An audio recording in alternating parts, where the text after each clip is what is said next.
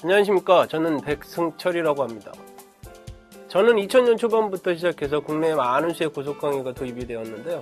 그 중에 저는 유럽산 고속강의를 도입하시는 분들께 기계의 일반적인 조작 방법과 아울러서 가공을 하면서 발생할 수 있는 문제점들에 대한 기술 지원을 같이 진행을 했습니다.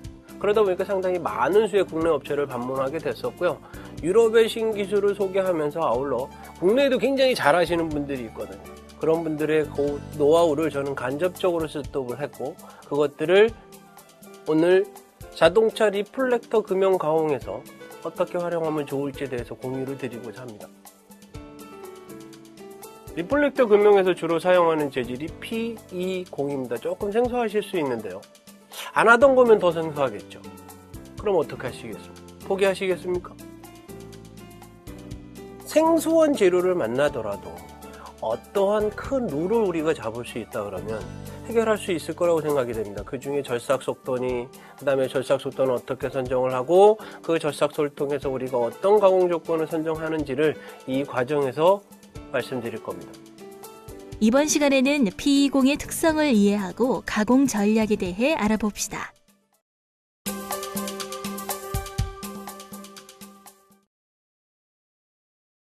자동차 리플렉터용 금형 부품의 재질이 P20이라는 재질입니다. 그럼 이 P20이라는 재질이 왜 쓰는지, 그리고 이 재질은 어떤 특성을 갖고 있는지는 최소한 알아야 되지 않을까요?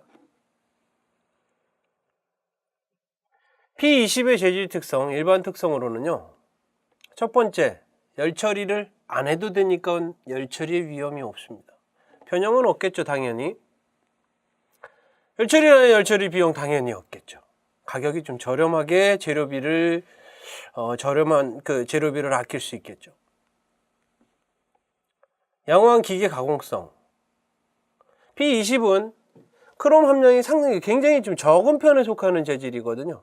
그래서 이 P20이라는 재질을 캐사깡이라고 표현해도 무방할 듯 싶습니다. 열 처리를 안 해도 되니까 가공성도 굉장히 좋고, 가공성이 좋으니까 수정도 좀 용이하겠죠. 그다음에 양호한 경면성. 가공을 한 뒤에 리플렉터 금형의 부품들은 가공을 한 연후에 이 면이 상당히 깨끗한 면이 필수 조건입니다. 그런데 이 재질은 그런 경면을 만들기에 상당히 용이한 재질이라는 것입니다. 저는 추가적으로 주요 성분도 좀 파악을 해보는데요. 보시는 것처럼 이 재질은 탄소 함량, 그 다음에 크롬 함량이 굉장히 적습니다. 크롬 함량이 대략 2% 수준이랍니다.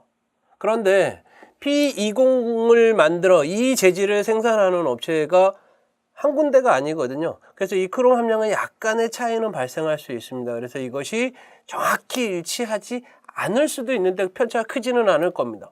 두 번째로 제가 또 보는 것은 경도입니다. 경도. 이 재질은 HRC가 아닌 HB로 표시를 합니다. 굉장히 연한 재질이라는 거죠. 딱딱하지는 않은 재질이라는 거죠. 그렇다면 이 재질에다가 스타벅스 HRC 52, STD 11에 해당하는 가공 조건을 적용할 필요가 있을까요? 그것을 알기 위해서 이 재질이 갖는 주요 구성 성분들, 그 다음에 이 재질의 경도 등은 반드시 사전 파악할 필요가 있다는 것입니다.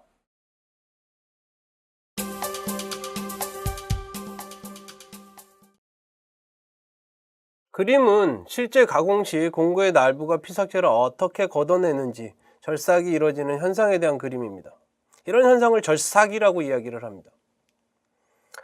사전적 의미는 절삭이란 하나의 날부가 피삭제를 타격하여 피삭제 일부를 제거하는 겁니다. 그런데 이 공구가 너무 빨리 회전을 해서 피삭제를 걷어내게 되면 공구에도 굉장히 큰 부하가 발생을 하게 되는 것이죠. 그래서 그 부하가 일정량 이상이 발생했던 공구가 부러짐이나 마모로 현상이 나타나게 되는 것입니다. 그리고 그것의 기준이 되는 것을 절삭 속도라고 이야기를 합니다. VC로 표현하고 벨로시티 커팅의 약자를 VC로 표현을 한 것입니다. 즉 절삭 시 발생하는 열과 공구의 부하 한계를 속도로 표현한 것입니다. 속도는 단위 시간당 이동거리죠. 그런데 우리가 사용하는 공구는 항상 원형의 형태가 대부분이라는 것입니다. 원형의 공구가 1회전을 하게 되면 이동거리가 발생을 하게 되죠.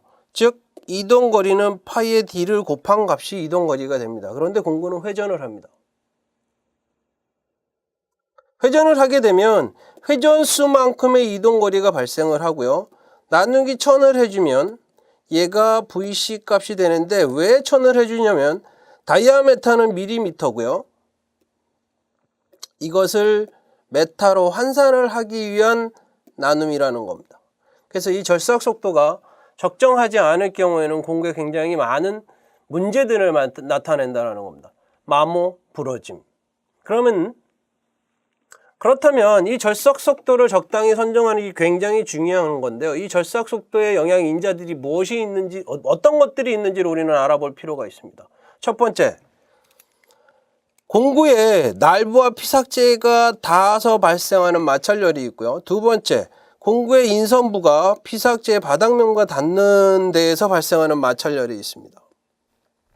세 번째가 칩이 모재인 작업물에서 떨어지지 않으려고 버티는 전단 능력에 의한 그 열 에너지가 있습니다. 열이 있습니다. 즉, 이 세 종류의 열을 효과적으로 관리를 하는 수준의 절삭 속도가 반드시 선정되어야 된다는 것입니다. 절삭 가공 시 중요한 거는 좀 전에도 말씀드렸던 거는 공구와 공작물 간의 마찰, 두 가지 마찰이 있었습니다. 피삭제, 칩과 공구의 인선부, 칩과 공구의 날부, 그다음에 공구의 인선부와 제품 소재와 닿는 부분에서 발생하는 마찰열, 그다음에 전단 응력엔 열 에너지가 있습니다. 이 두 가지 에너지로 인해 가지고 열이 많이 발생을 하게 되면 공구 인선부가 급격히 마모가 되고요. 요즘은 이제 코팅들도 많이 하시죠. 그 코팅이 벗겨집니다.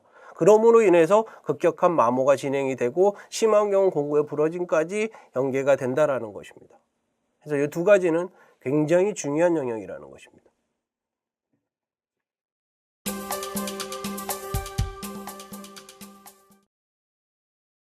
실제 예를 통해서 공구의 적정 RPM을 산출해 보겠습니다. 절삭 속도는 그 공구가 피삭제를 얼마의 속도로 때릴 수 있는 한계입니다. 피삭제가 공구의 날부가 피삭제를 빨리 강하게 타격을 하게 되면 피삭제는 제거가 되겠지만 공구에 그만한 부하가 연계가 되겠죠. 그러다 보면 공구는 파손이 일어날 수도 있습니다. P20이라는 재질은 공구 메이커 또는 그 소재를 만드는 생산업체 측에서 주는 자료들을 통해서 파악을 해보면 절삭 속도를 100에서 170 수준으로 사용해도 크게 문제가 없다라고 이야기를 합니다. 이건 정답은 아닙니다. 가공하는 방법에 따라서 약간씩은 끌어올릴 수도 있고요. 250까지 끌어올릴 수도 있고 또는 조금 더 내려서 80 수준으로 될 수도 있습니다. 일반적인 범주 내에서는 100에서 170 정도를 사용해도 큰 무리는 없다라는 의미로 판단을 해주시면 좋겠습니다. 절삭 속도는 VC, VC는 3.14 곱하기 D 곱하기 N 나누기 1000입니다. 여기에서 우리가 알고 있는 건 VC 값은 알 수 있었죠. 왜? 얼마를 준다 그랬죠? 100에서 170 정도는 사용을 해도 무방하다라고 얘기를 했습니다. 공구는 알 수 있죠. 어떤 공을 쓸지는 우리가 결정을 할 거니까. 우리가 모르는 거는 RPM입니다. VC는 3.14 곱하기 D 곱하기 N 나누기 1000이라는 수식을 알고자 하는 N으로 환산을 해보면 N은 RPM은 VC 곱하기 1000 나누기 3.14 나누기 다이아메다의 수식이 만들어질 것입니다.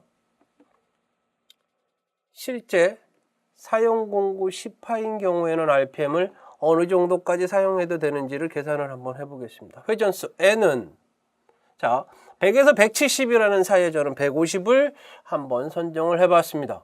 VC 값을 150으로 뒀을 때 150 곱하기 1000 나누기 3.14 나누기 10을 하게 되면 4777이 나오죠. 만약에 170이면 얼마가 나올까요? 이건 여러분의 몫입니다.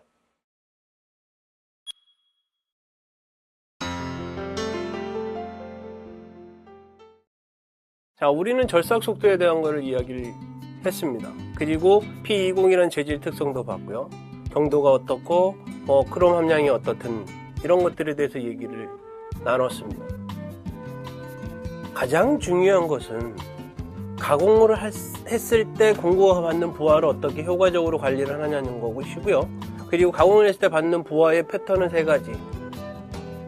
마찰열이 2가지가 있었고 전달 능력에 의한 열 에너지가 3가지를 해서 합쳐서 3가지가 있었습니다. 이걸 효과적으로 어떻게 관리를 하느냐? 1차적인 방법이 절삭 속도라는 겁니다. 적절한 절삭 속도를 우리가 어떻게 선정하느냐에 따라서 어떤 제품이 됐든 어떤 재질이 됐든 우리는 충분히 가공할 수 있다는 겁니다. 그래서 절삭 속도를 어떻게 선별하는지, 절삭 속도의 정형인자가 3가지 에너지가 있다는 것만 기억해 주시면 감사하겠습니다.